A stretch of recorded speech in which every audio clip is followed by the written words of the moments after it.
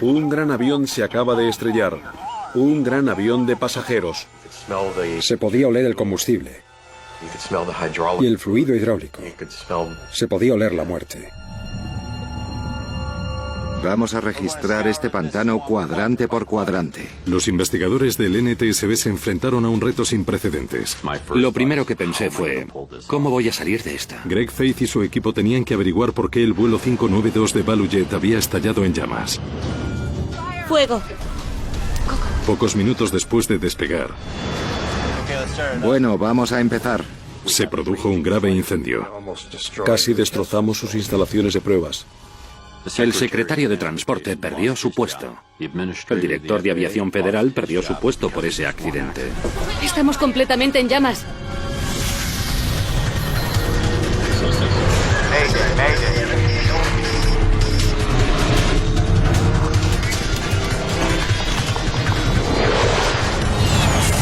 Mayday, catástrofes aéreas. Esto es una historia real, se basa en informes oficiales y testimonios oculares. Un incendio en la bodega. Habían pasado 6 meses desde el peor desastre aéreo de Florida. ValueJet ha obligado a mucha gente de este organismo a plantearse preguntas muy difíciles. Las consideraciones de la Comisión Federal sobre el trágico accidente de ValueJet estaban sembradas de polémica y recriminaciones. Soy la madre de la comandante del vuelo 592 de ValueJet, Candalin Chamberlain Kubek, y estoy indignada. Fue uno de esos casos históricos que reciben mucha atención pública y causan preocupación. Siempre he pensado que el accidente había sido evitable y absurdo. El vuelo 592 de ValueJet cayó del cielo por un fallo general del sistema. La Administración de Aviación Federal fue atacada por el fracaso de las medidas de seguridad que había implantado 8 años antes tras otro incendio aéreo. En 1988, una tripulación de American Airlines logró aterrizar su DC-10 en llamas y salvar la vida de 120 pasajeros.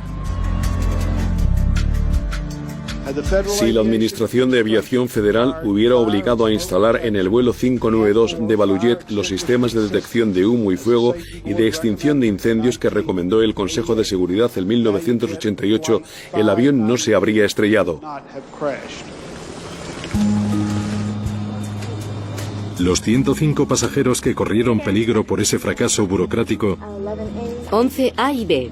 embarcaron en un DC-9 de ValueJet la mañana del 11 de mayo de 1996. El vuelo 592 realizaba un breve trayecto de 1 hora y media entre Miami y Atlanta, en Georgia. Deja que te ayude.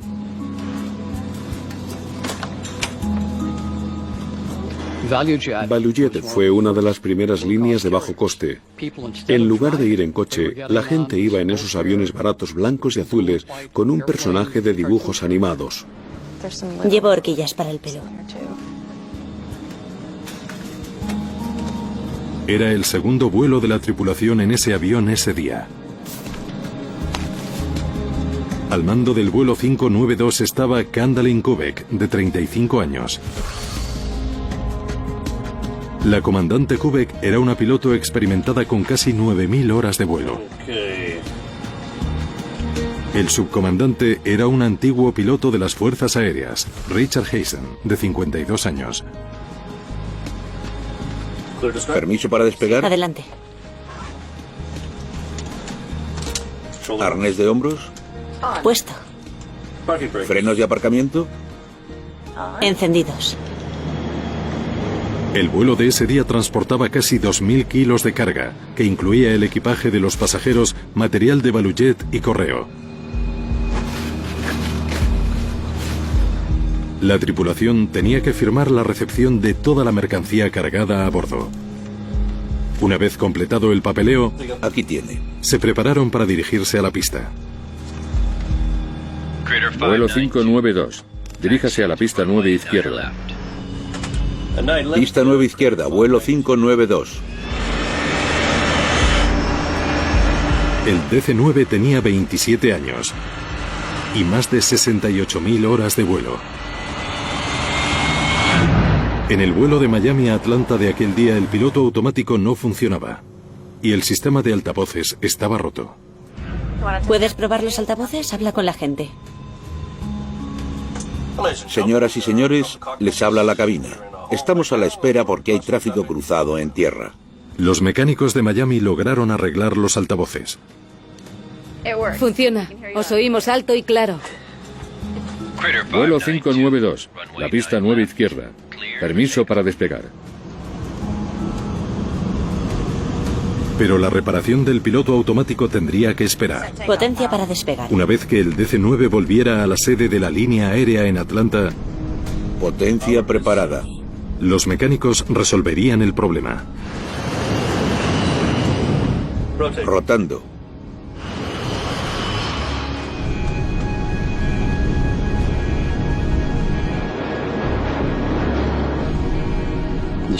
Ese día de mayo, el cielo estaba relativamente tranquilo y tenían ganas de volver a casa.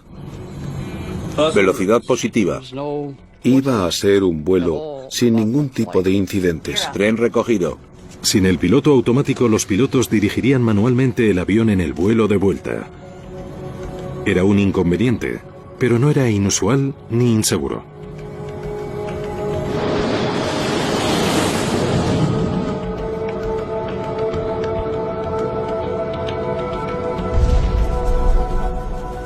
¿Qué ha sido eso? No sé. Tenemos un problema eléctrico. Sí, se ha encendido el cargador de la batería. Las baterías del avión se estaban gastando rápidamente. A la comandante Kubek le preocupaba quedarse sin potencia en el panel de control y otros sistemas clave para volar. Lo estamos perdiendo todo. Tan solo 6 minutos después de despegar, la tripulación se enfrentó a una serie de fallos. Vuelo 592, puede contactar con Miami en el 13245. Adiós. Los controladores de Miami creían que el vuelo 592 se encontraba a salvo camino de Atlanta, pero en la cabina, la comandante Kubek decidió dar la vuelta. Tenemos que volver a Miami. ¿Hueles a humo? ¡Fuego! Pronto se hizo evidente por qué fallaban todos los sistemas. Las llamas estaban quemando el suelo de la cabina. El avión está ardiendo. ¡Fuego! El vuelo 592 necesita regresar de inmediato a Miami. Kubek tenía que aterrizar el avión en llamas lo antes posible. No se puede descender tan rápido. Si te inclinas 5 o 6 grados, puedes provocar un exceso de velocidad y puedes someter a presión al avión. Es mejor no hacerlo. Recibido, vuelo 592. Gira a la izquierda en dirección 270. Desciende y mantente a 2100 metros. ¿Qué problema tenéis? ¡Fuego! Fuego en la cabina. Vale, recibido. El subcomandante manejaba las comunicaciones y la comandante manejaba el avión. Querían intentar aterrizar y trabajaron de forma coordinada. Un caso clásico de gestión de recursos. No cundió el pánico. Nadie tiró la toalla. ¿Altitud? 2100. La comandante Kubek redujo la velocidad para intentar descender, pero el motor izquierdo no respondió. Se mantuvo en potencia de ascenso. Cuando el motor derecho se ralentizó, el avión se escoró a la derecha. La piloto descubrió que todavía tenía alerones y logró estabilizar el avión. En la cabina de ese avión había una buena tripulación. Los pasajeros luchaban desesperados por sobrevivir, pero no podían escapar de las llamas del avión que ardía a más de 1000 grados. Un humo tóxico invadió la cabina entera. Era un humo pesado y venenoso, y la gente lo estaba respirando. Cuando hay un fuego a bordo, la sensación es de impotencia. Las cosas que se pueden hacer son muy limitadas. Respira despacio. A poco más de 2000 metros sobre el sur de Florida, la comandante giró bruscamente a la derecha para volver al aeropuerto. ¡Estamos completamente en llamas! La tripulación del vuelo 592 solo disponía de segundos para aterrizar el DC-9 en llamas sobre la pista antes de que se perdiera todo. Vuelo 592, dime el aeropuerto más cercano disponible. Vuelo 592, os están esperando. Los equipos de emergencia de Miami se prepararon para el aterrizaje.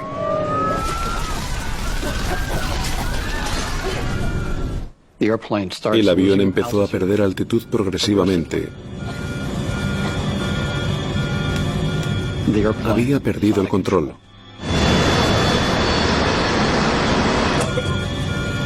El subcomandante solicitó un aeropuerto alternativo. Fueron las últimas palabras que los controladores oyeron de la tripulación.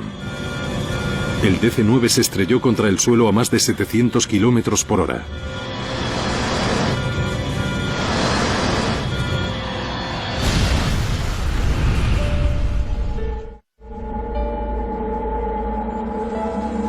El vuelo 592 se hundió en uno de los lugares más inhóspitos de la Tierra, los Everglades de Florida. Un gran avión se acaba de estrellar. Un gran avión de pasajeros. Hay que traer helicópteros. Los Everglades cubren la mayor parte del extremo sur de Florida. Son cientos de kilómetros cuadrados de pantanos poco profundos, manglares y marismas. Acceder al lugar del accidente sería un gran reto de por sí para los rescatadores.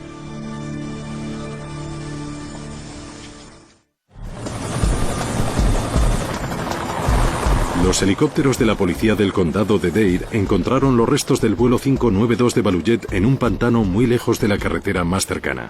Las autoridades de seguridad federales dicen que es la operación de rescate más difícil a la que se han enfrentado, con los restos esparcidos como confeti en un pantano de barro infestado de caimanes, al que solo se puede acceder en helicóptero o en barco. Es una zona muy pantanosa, llena de agua, y nos va a costar mucho llegar a la gente que pueda haber sobrevivido al accidente. Los rescatadores sabían que las primeras horas del rescate eran críticas.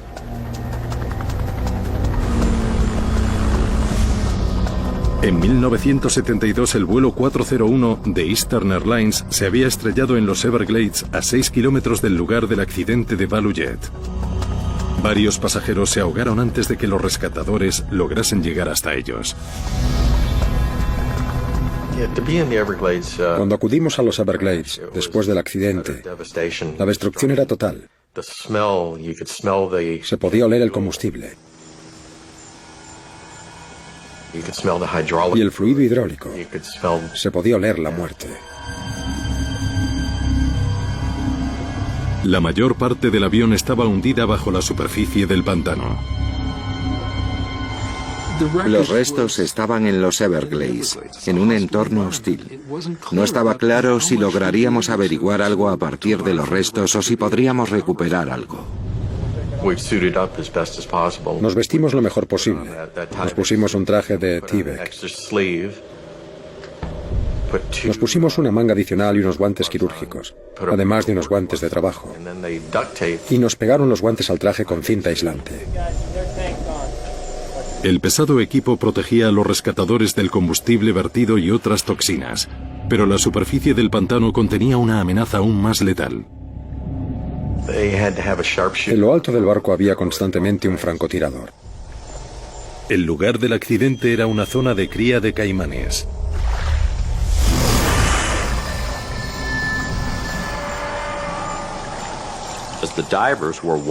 Cuando los buceadores recorrían el agua, si alguien veía un caimán o lo oía sisear por la hierba, realizaban algunos disparos para espantarlo.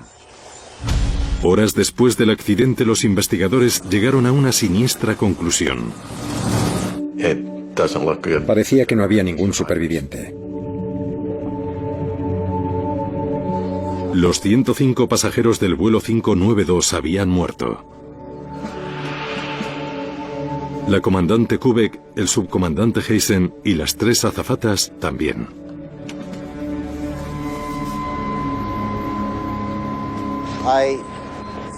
Creo que será difícil, si no imposible, identificarlos a todos. No había restos del avión, solo escombros.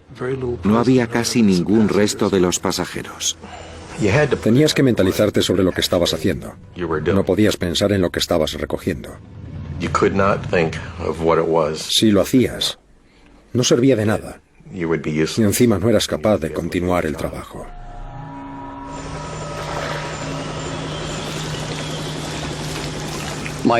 Mi reacción inicial en una situación como esa es de rabia. Es, otra vez no. ¿Qué ha pasado? ¿Cómo ha podido pasar? ¿Por qué? A la mañana siguiente del accidente, los investigadores del NTSB se unieron a los agentes de policía local y federal en el lugar del suceso. Sabían que los pilotos del vuelo 592 habían informado de humo en la cabina. Tenían que averiguar qué lo había causado. Muy bien, vamos a trabajar. El equipo estaba dirigido por el veterano investigador Greg Faith. Hay que dar un paso atrás, respirar hondo y empezar a fijar prioridades.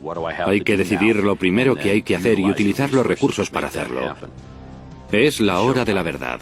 Y allá va. Dejaré que responda Greg. No hay forma de decir si los pilotos estaban conscientes o inconscientes en el momento del impacto. Lo primero que pensé fue, ¿cómo voy a salir de esta? Faith se enfrentó a una gran presión para encontrar respuestas lo antes posible. Estoy decidido a hacer todo lo posible para que la aviación estadounidense sea la más segura del mundo. El NTSB entrevistó a los muchos voluntarios que habían acudido al rescate. Necesito vuestros ojos. Vamos a trazar una plantilla. Registraremos este pantano cuadrante por cuadrante. Todo el mundo me miraba en busca de respuestas porque estaba al mando de la investigación. No sabía qué haríamos, ni qué querían que hiciésemos, ni a dónde querían que fuésemos. La prioridad era encontrar las dos cajas negras del avión. Esto es lo que buscamos. Esta es la grabadora de datos. Y esta la grabadora de voz. Probablemente estará una cerca de la otra. Mediante la grabadora de voz, los investigadores esperaban oír los últimos sonidos de la cabina, la conversación de los pilotos. Tenemos que volver a Miami. Y cualquier voz de alarma que les ayudase a identificar dónde se había originado el fuego. La grabadora de datos de vuelo podría revelar cómo se había propagado el incendio a través de la secuencia de fallos que había causado.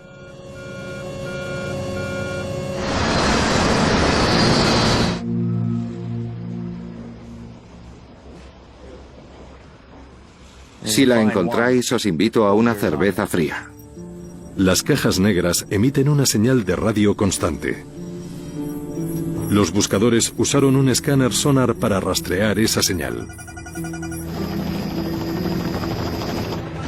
¿Cuándo podemos salir con el sonar? Ya está de camino.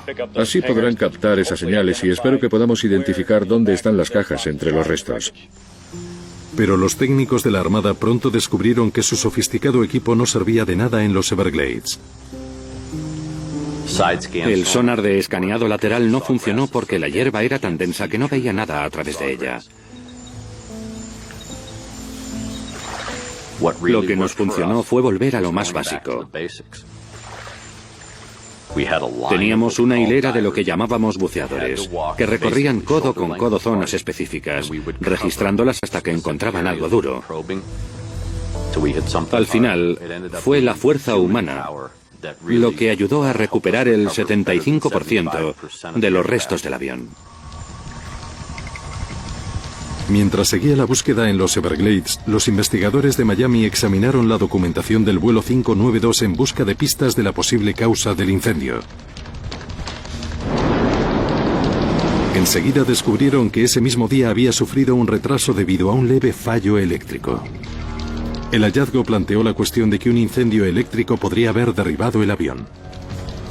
Buscamos cualquier explicación. Podía haber sido un fallo del cableado o un cortocircuito. Nos dimos cuenta de que iba a ser una investigación muy difícil. Los equipos de rescate continuaron luchando contra el intenso calor. Era Florida, en mayo, con 35 grados y un 95% de humedad. Nos preocupaba cuánto podríamos aguantar con ese calor.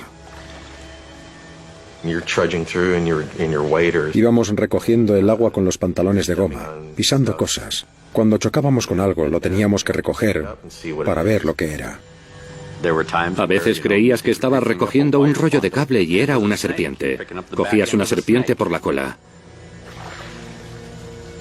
Ese tipo de cosas convertía el entorno en uno de los mayores desafíos a la hora de investigar un accidente. El investigador de incendios del NTSB, Merritt Birkey, examinó montones de cables enredados del lugar del accidente. Me enviaron para investigar la causa del incendio durante el vuelo. Cuando un cable defectuoso provoca una chispa y se prende fuego, el arco voltaico hace que los cables se fundan. Cuando recuperamos la mayor parte del cableado del avión, vimos daños, pero no encontramos pruebas de arcos voltaicos en los cables. Eran todo daños exteriores del aislamiento. El cuidadoso examen descartó que un cable defectuoso fuera la causa potencial del fuego.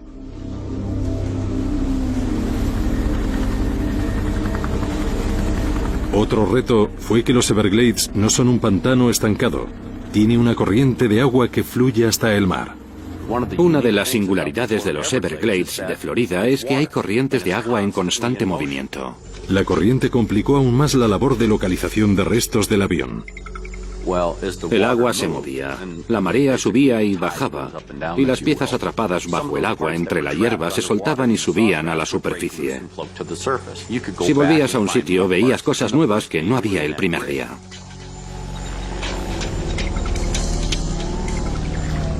Tras 2 días de investigación, Faith por fin logró un avance.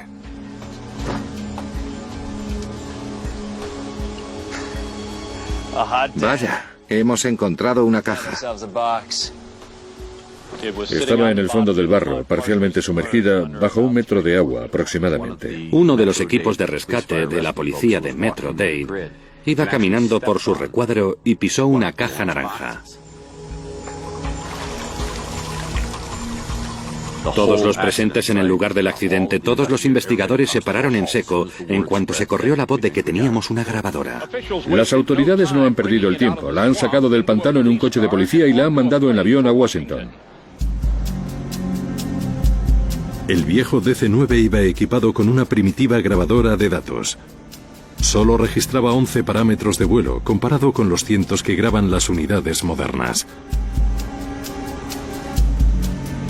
Pero a la mañana siguiente, cuando Faith estudió los resultados preliminares de Washington, encontró una pista que podía apuntar al origen del fuego. Cayó 244 metros en 3 segundos. Es imposible. La grabadora de datos registró un aumento repentino de la presión del aire. En la grabadora de datos que registraba el parámetro de la presión estática, descubrimos que había un pico. Se disparaba brevemente y luego recuperaba su valor nominal. Los sensores del fuselaje miden la presión del aire exterior. Normalmente la presión decrece con la altitud, pero cuando el vuelo 592 estaba ascendiendo, la presión ascendió brevemente en lugar de disminuir. Un DC-9 no podía subir y bajar tan rápido. Las cifras no tenían sentido.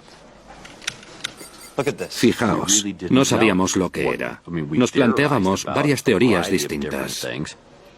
¿Pudo haber una explosión a bordo? Una onda expansiva desde dentro del avión hacia afuera pudo causar un repunte repentino de la presión externa. Empezamos a pensar si sería una explosión. Pudo ser una bomba. Era posible que hubiera habido una explosión a bordo, y Merritt Birkie examinó los restos para ver si lograba averiguar dónde se había originado el fuego. Nos llegaron muchas piezas dañadas que procedían casi todas de la bodega de carga. Había componentes estructurales fundidos del techo de la bodega que constituía el suelo de la cabina de pasajeros. También teníamos restos de asientos de pasajeros que se habían derretido. Y nos dimos cuenta de que el fuego había sido más intenso en la parte superior del lado izquierdo de la bodega.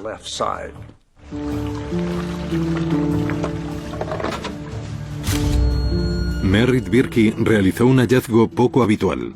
Es acero inoxidable. No se suele ver acero inoxidable quemado en el incendio de un vuelo. Los aviones están hechos de materiales ligeros como el aluminio y el titanio, pero no de acero inoxidable. El metal quemado planteó un problema. ¿Qué tipo de cargamento llevaba el avión?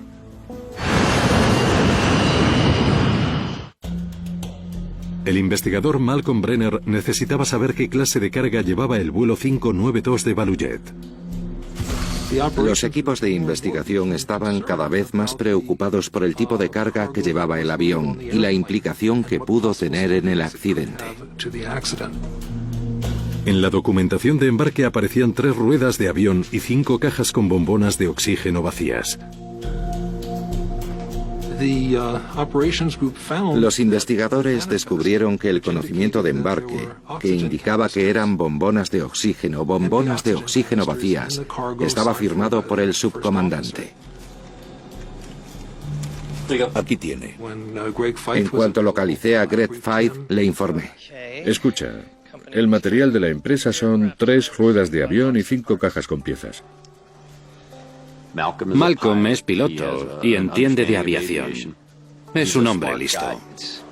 Lo que me confunde es el contenido de las cajas de cartón. 144 bombonas de oxígeno vacías. Espera, ¿cuántas? 144. Las bombonas de oxígeno son bombonas verdes muy grandes que suministran oxígeno a la tripulación y los pasajeros. Imposible, Malcolm. En un avión no caben tantas. Nos paramos a pensar y nos dijimos, ¿para qué llevan 144 grandes cilindros verdes de oxígeno? Y Malcolm hizo una pregunta muy inocente. ¿Qué quieren decir exactamente con bombonas de oxígeno? Fue lo que causó que los investigadores reflexionásemos y decidiésemos que teníamos que verificar qué significaba exactamente.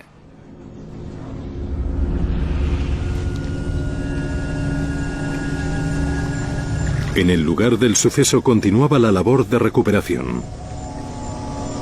Entre los restos había docenas de pequeños cilindros de metal que no eran piezas del DC-9. Entonces los investigadores comprendieron lo que había en las cajas que constaban en el embarque. Descubrimos que no eran bombonas, sino generadores de oxígeno. Los generadores de oxígeno son pequeños aparatos que se instalan sobre los asientos de los pasajeros de ciertos aviones. Están conectados con mascarillas de oxígeno que saltan cuando se despresuriza la cabina. Llevan un cordón y al tirar de él se retira una clavija que desencadena una reacción química que produce oxígeno respirable. Las mascarillas están conectadas a unas tetillas que llevan los generadores de oxígeno, y el suministro de oxígeno fluye por un tubo hasta la mascarilla. Los investigadores se preguntaron si los generadores de oxígeno que había en la bodega podrían haber causado el fuego. Había 5 cajas con 144 generadores guardadas en la bodega. Pero pensamos que si los generadores iban supuestamente vacíos, no eran un cargamento peligroso.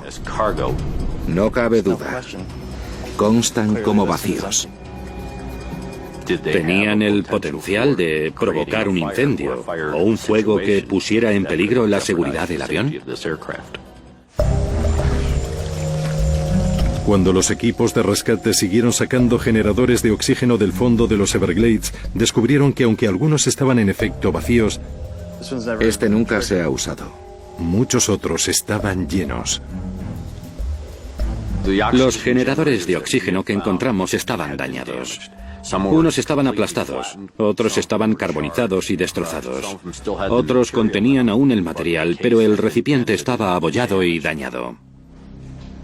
Lo que preocupó a los investigadores fue la temperatura que alcanzaban los generadores después de ser activados.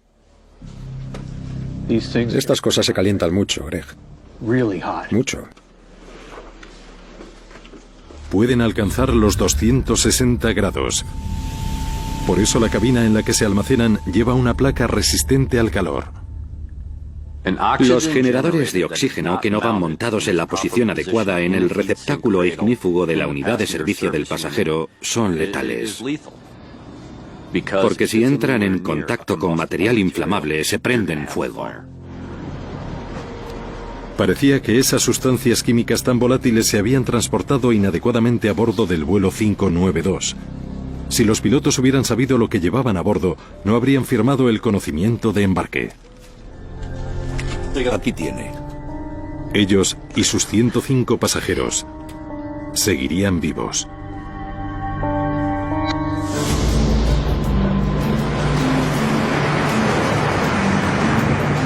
4 días después del accidente del vuelo 592, el experto en materiales peligrosos Jim Henderson se unió al equipo. La documentación inicial que buscamos era la relativa a la procedencia de los generadores de oxígeno y cómo habían ido a parar al avión. Henderson repasó la historia de la flota de Balujet. Descubrimos que Balujet acababa de comprar 3 aviones a otra aerolínea. Bueno, creo que ya sé de dónde vinieron. Cuando Balujet inspeccionó esos aviones, las instrucciones fueron fijarse en la fecha de los generadores. Los generadores de oxígeno tienen fecha de caducidad. Para cumplir las medidas de seguridad federales, había que sustituir los generadores obsoletos de los aviones recién comprados. Y esa tarea se asignó a una empresa llamada Sabre Tech. Hablamos con el personal de mantenimiento para que nos contasen cómo lo habían hecho. Gracias por su tiempo. Habían retirado del avión los generadores químicos de oxígeno, pero quisimos asegurarnos que los habían manejado de acuerdo con la normativa. Henderson descubrió que Sabre Tech había retirado los 144 generadores. La mayoría habían caducado, pero estaban llenos. Hay reglas estrictas que marcan cómo se tienen que retirar y transportar los generadores de oxígeno. La normativa describe cómo retirar los generadores de un avión y reemplazarlos por otros nuevos. Una vez retirados, una de las normas de seguridad es sustituir el tapón de seguridad que impide que se activen accidentalmente. Pone que hay que colocarles unos tapones de transporte. ¿Tenemos alguno? Muchos de los mecánicos sabían lo peligrosos que eran y se dieron cuenta de que tenían que ponerles tapones de seguridad. Varios mecánicos nos dijeron en las entrevistas que habían recomendado a sus supervisores que les pusieran tapones de seguridad. Es así como son. ¿Viste alguno? No tenían ninguno. Y los de los nuevos no se podían quitar. Henderson se enteró de que como no tenían tapones protectores, los mecánicos de Sabre Tech improvisaron. El personal de mantenimiento no tenía tapones de seguridad. Otra de las cosas que mencionaba la normativa era que había que enroscar los cordones alrededor del generador de oxígeno. Pero a algunos mecánicos les pareció que los cordones eran innecesarios y los cortaron, con lo cual dejaron las clavijas libres dentro del generador. ¿Pusisteis alguna etiqueta en los generadores? Después de sacarlos, les pusimos una etiqueta verde. En las etiquetas, los empleados de Sabre Tech escribieron la palabra caducado. Lo que los investigadores aún no sabían era cómo habían ido a parar los 144 generadores a un avión de pasajeros una semana después. En ese momento, tendrían que haberse deshecho de ellos y, según la normativa, tenían que eliminarse como residuos tóxicos. Cuando los investigadores entrevistaron al personal de transporte de Sabre Tech, se enteraron de que los generadores habían estado en un hangar durante semanas. Sabre Tech iba a recibir a un nuevo cliente y quería mantener la zona limpia para causar al cliente una buena impresión sobre la empresa. En su opinión, ese material era de Balujet, así que se lo devolvieron a Balujet. Los investigadores averiguaron que los generadores potencialmente peligrosos iban en el vuelo 592 a causa de un malentendido sobre una sola palabra: caducado. ¿Alguien creyó que caducado significaba vacío?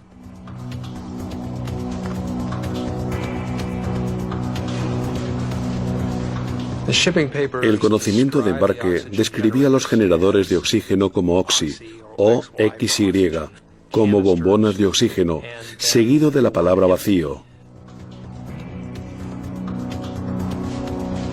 Y fue un gran problema, porque los generadores no estaban vacíos. Habían caducado, pero que hubiesen caducado no significaba que no funcionasen. El uso de la palabra vacío fue un error. Sin embargo, el empleado del transportista no estaba familiarizado con los generadores de oxígeno. Todavía eran capaces de generar oxígeno. Y no se tomaron medidas de seguridad, ni se embalaron adecuadamente. Nos pareció que esa podía ser la causa del incendio o lo que empeoró el incendio.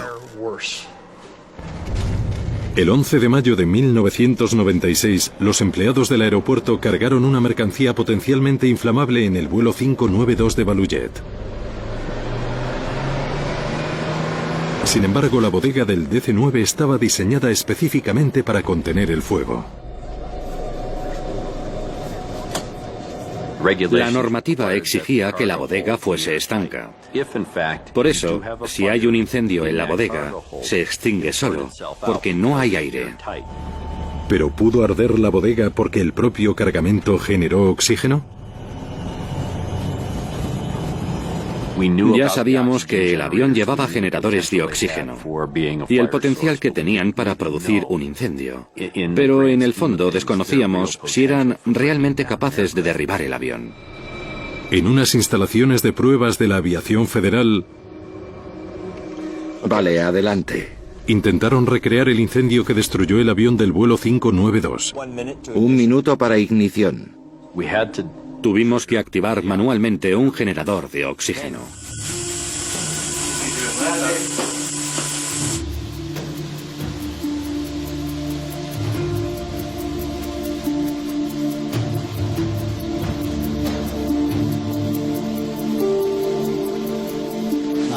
Nada.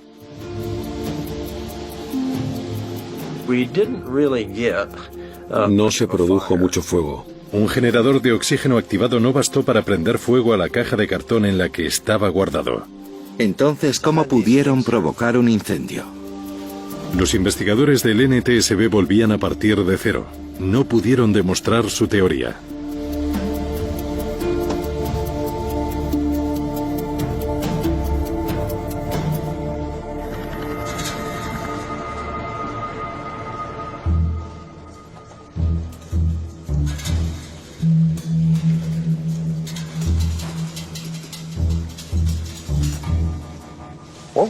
¿Y cómo iban embalados? El fracaso del experimento empujó a los investigadores a fijarse más a fondo en cómo se habían embalado los generadores para su transporte. En la primera prueba que hicimos no los embalamos igual que iban embalados en el avión. Necesito una capa de papel burbuja como esta en todas las cajas. En la primera prueba no usamos papel burbuja. No pusimos papel burbuja encima de los generadores antes de cerrar la caja. Metimos 5 cajas de generadores de oxígeno y pusimos encima una rueda y equipaje. Bueno, vamos a empezar.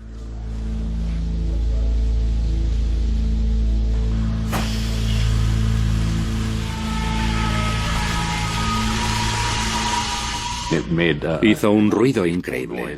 Sonó como un grito muy agudo. Nos miramos unos a otros desconcertados. Era un ruido ensordecedor.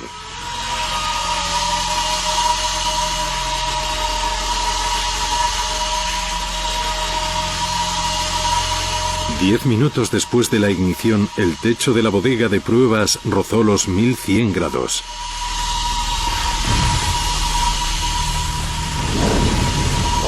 ¡Cielo santo! Casi destrozamos sus instalaciones de pruebas. Y 11 minutos después superó la capacidad del equipo de supervisión. Bueno, vamos a apagar ese fuego. Se produjo un grave incendio. Nadie se esperaba un fuego tan grande y tan caliente. Fue asombroso comprobar lo destructivo y desastroso que puede resultar algo que lleva tanto tiempo usándose. El experimento confirmó la teoría del NTSB. Los generadores de oxígeno inadecuadamente embalados habían causado el accidente del vuelo 592 de Balujet. Incluso en una bodega estanca el fuego pudo arder con fuerza suficiente para derribar un DC-9. El problema del vuelo 592 fue que se neutralizó el efecto de las bodegas de clase D, porque aunque fuera estanca, Había 144 fuentes de oxígeno dentro del compartimento estanco.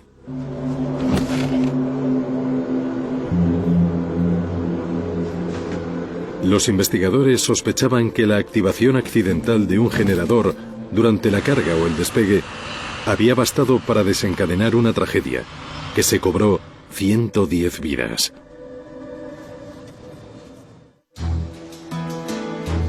Con ayuda de las grabadoras de vuelo del avión, los generadores de oxígeno se cargaron después de las 13 horas. Los investigadores pudieron reconstruir los momentos finales del vuelo 592 de Balujet. Ritmo positivo. Tren recogido. Se oyó un ruido que procedía de la grabadora de voz de la cabina, lo que empujó a la comandante a preguntar. ¿Qué ha sido eso? No lo sé. Ese ruido, ese sonido, si lo cotejamos con la información de la grabadora de datos del vuelo, ocurrió al mismo tiempo que se produjo el repunte en la presión estática. El sonido que captó la grabadora de voz de la cabina fue una rueda que estalló. La grabadora de datos de vuelo captó la misma explosión.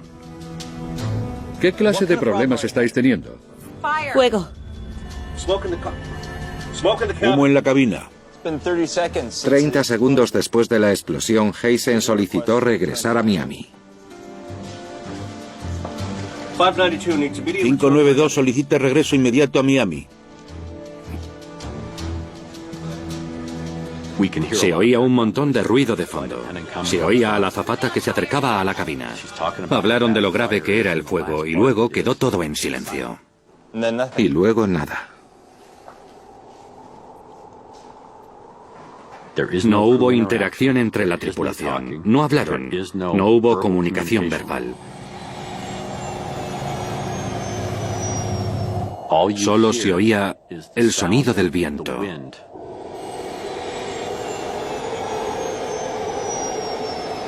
Eso indica que pasara lo que pasase, fue tan rápido que incapacitó a la tripulación hasta el punto de que quedó inconsciente.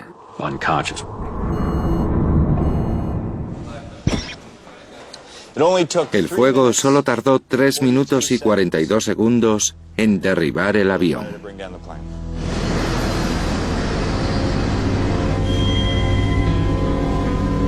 Era imposible que el avión aterrizase a salvo.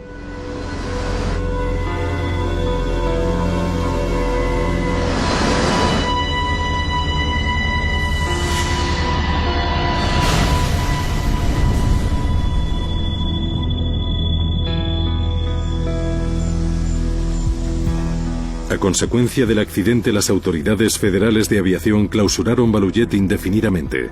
El NTSB o Consejo Nacional de Seguridad en el Transporte recomendó que se formase mejor a los empleados que manejaban generadores de oxígeno. No eran personas malas. Eran personas que se ganaban la vida lo mejor posible. El NTSB también reiteró la recomendación que había hecho 8 años antes de instalar detectores de humo y extintores de incendios en las bodegas de todos los aviones de pasajeros. Las autoridades federales de aviación reaccionaron después del accidente de Balujet y obligó a instalar sistemas de detección de incendios y de extinción del fuego, pero debería haberlo hecho mucho antes. Esa gente tuvo que pasar un infierno. Nuestros seres queridos están muertos porque ese organismo no ha cumplido con su trabajo. Fue una norma cimentada sobre muchas tumbas. Cuando hay víctimas y crece la cifra de víctimas, es lo único que impulsa a la gente a hacer algo. El secretario de Transporte perdió su puesto. El director de Aviación Federal perdió su puesto por ese accidente.